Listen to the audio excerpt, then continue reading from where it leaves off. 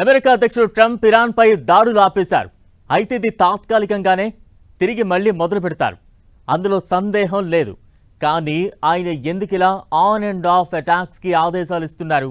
అసలు ఒక్క అయతుల్లా ఖమేనీని ఖతం చేస్తే చాలు ఇరాన్ లొంగిపోతుంది అనుకుంటే సిచ్యువేషన్ ఇంకా సీరియస్గా ఎందుకుంది? సీనియర్ ఖమేనీ కంటే ఆయన కుమారుడు మోజ్దాబానే ఇంకా డేంజర్ అని అమెరికా ఇంటెలిజెన్స్ ఎందుకు చెప్తోంది? అతని కంటే ఘనుడు మోజ్దాబా.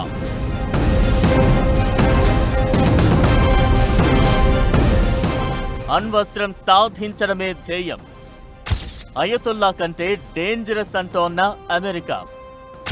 ఇరాన్పై దాడులకు ట్రంప్ బ్రేక్. ఆయుధాలు తగ్గిపోతున్నాయనా లేక మరేదైనా ప్లాన్ ఉందా?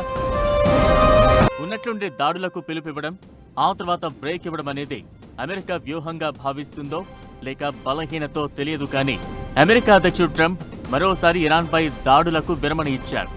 ఈ దాడులను అకస్మాత్తుగా ఆపడం వెనుక ఇరాన్తో ఏవైనా రహస్యంగా సంప్రదింపులు ప్రారంభమయ్యాయా అనే అనుమానం ప్రారంభమైంది. లేదంటే భారీ యుద్ధానికి అమెరికా దళాలు మరింత వ్యూహాత్మకంగా సిద్ధమవుతున్నాయా అనే సందేహాలు వస్తున్నాయి. అయితే అసలు మోజ్దాబా ఖమేనీనే అమెరికాకు అసలు సమస్యగా మారినట్లు న్యూయార్క్ టైమ్స్ ఓ స్టోరీ పబ్లిష్ చేసింది. అమెరికన్ నిఘా వర్గాలను ప్రస్తావిస్తూ ఈ కథనం సాగింది.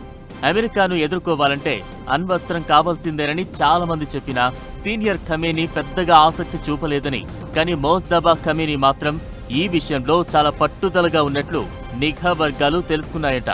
యుద్ధం ప్రారంభమైన నాటి నుంచి బయట అసలు కనిపించడం మానేసిన మోజ్దాబా ఖమేనీ ఇరాన్ ఖచ్చితంగా న్యూక్లియర్ వెపన్స్ తయారు చేయాలని డిసైడ్ అయ్యారట. ఈ మేరకు యుఎస్ ఇంటెలిజెన్స్ కు సమాచారం ఉన్నట్లు న్యూయార్క్ టైమ్స్ తన స్టోరీలో పొందుపరిచింది.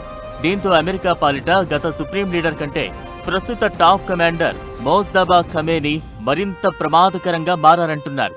ఇలా అణ్వస్త్ర తయారీలో ఉన్నందునే చర్చల్లో ప్రతిష్టంభన ఏర్పడుతుందనేది అమెరికా ఇంటెలిజెన్స్ లాజిక్. హర్మూజ్ జలసంధిపై భీభత్సమైన పట్టు కూడా ఇరాన్కు కలిసి వస్తుందని, అందుకే America on and of attacking మోడ్లో యుద్ధం చేస్తుందనేది మరికొందరి లాజిక్.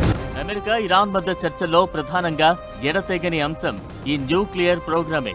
శుద్ధి చేసిన యురేనియం అప్పగించాలి, లేదంటే నాశనం చేయాలనేది అమెరికా, ఇజ్రాయెల్ డిమాండ్లు కాగా ఇరాన్ మాత్రం దాన్ని పట్టించుకోలేదంటారు.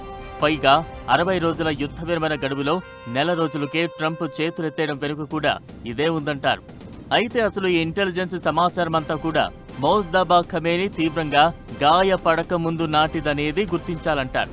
ఈ మధ్యనే ట్రంప్ కూడా మోజ్దాబా 90% చనిపోయినట్టేనట్టు చెప్పడం కూడా గమనించారు. అయితే ఏదెలా ఉన్నా అయతుల్లా ఖమేనీని ఖతం చేస్తే ఇక ఇరాన్ ఫినిష్ అయిపోతుందని భావించిన వారికి ఇంకా ఇరాన్ లొంగకపోవడం మింగుడు పడని విషయమే.